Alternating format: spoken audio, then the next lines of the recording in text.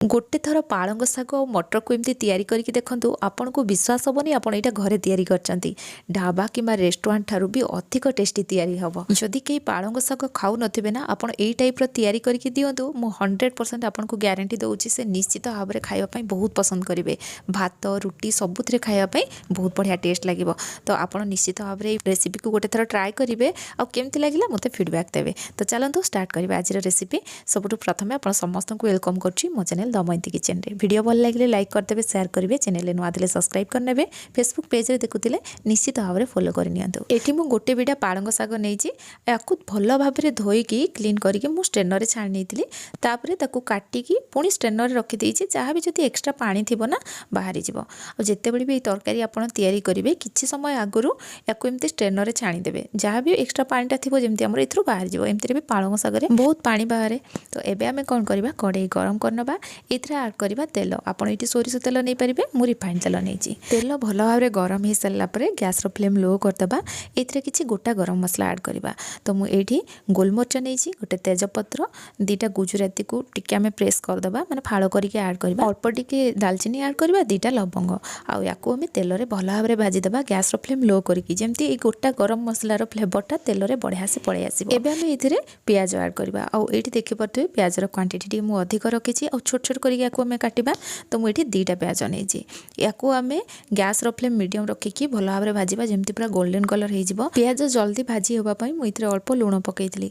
तरकारी जी लुण दरकार आम से पकईबानी, अल्प टे पकईबा। एबे आमे मसला प्रिपेरेसन करबा। सेथिपाई मुझे दीटा टमाटो नहीं माने छोट साइज रो टमाटो दीटा नेली।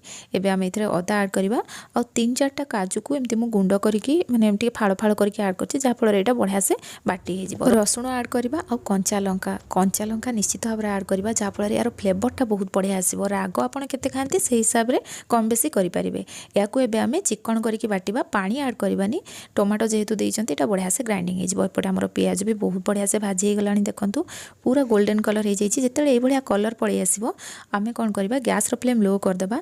एथिरे आमे कस्तूरी मेथी ऐड करबा, हळदी गुंड, काश्मीरी रेड चिली पाउडर और राग लंका गुंड एथिरे ऐड कली मु। और सब जिंस को गैस रो फ्लेम लो रखिके ही भाजीबा, नहले गुंड मसलाटा पोड़ी जिवो, तरकारी टेस्ट खराब हो जिवो। एबे आमे एथिरे ग्रीन मटर ऐड करबा। याकू मध्ये एथिरे बढ़िया से भाजी नबा। तो ग्रीन मटर को बेस समय भाजीबा दरकार नै, एमती अल्प टिके खाली भाजी सारला परे आमे एथिरे ग्राइंडिंग करके रखिथिले पेस्ट ऐड करबा। आ एथिरे अल्प टिके पानी मध्ये ऐड करबा कारण पेस्ट हमर पूरा ड्राई थिला आ मसला भी पूरा ड्राई हो जिवो जदी पोड़ी जिवो। आ एथिरे जेतु काजू ऐड करचंती आमे अल्प टिके पानी देके याकू कसिबा, नहले तळु लागी लागी जिवो। तो एठी देखंतु याकू भलो भाबरे आमे मिक्स करनबा। आ एथिरे आमे धनिया गुंड ऐड करबा। एठी मु गोटे चामच धनिया गुंड ऐड करछि, जीरा गुंड दबानी, केवल धनिया गुंड दबा। आ याकू भलो भाबरे मिक्स करनबा।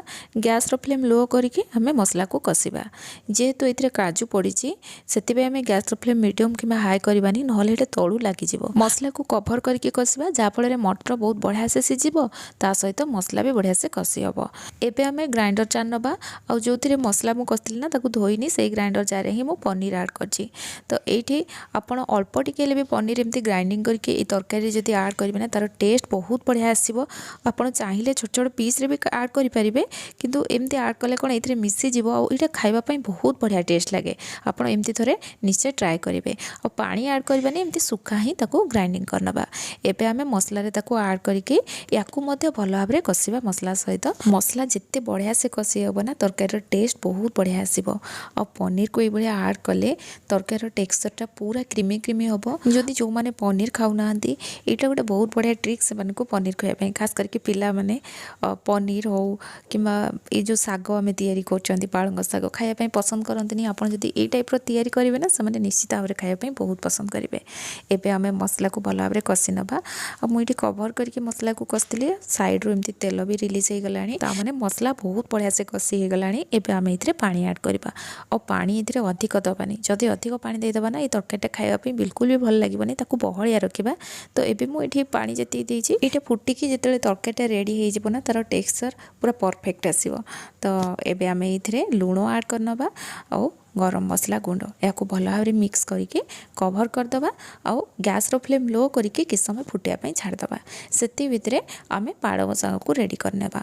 तो ये मु कड़े गरम करके अल्प टिके तेल पकई बेसी तेल देवानी ऑलरेडी आम तरकारी तेल देइचंती तो से कम तेल पकेबा। एठी मु गोटे चामच धड़ा राशि पकेली 3टा सुखिला लंका आउ रसुण या आम भल भाव भाजीदे और रसुणटा पूरा गोल्डन कलर जमी होना से जाए आम भाजवा राशि भी बढ़िया से भाजी हो। देखो रसुणर टी कलर चेंज हो जाए टाइम आम ये Kashmiri red chilli powder add करवा यार कलर बहुत बढ़िया आसो। यहाँ ऑप्शनल आप चाहिए ऐड करेंगे ना स्किप करेंगे।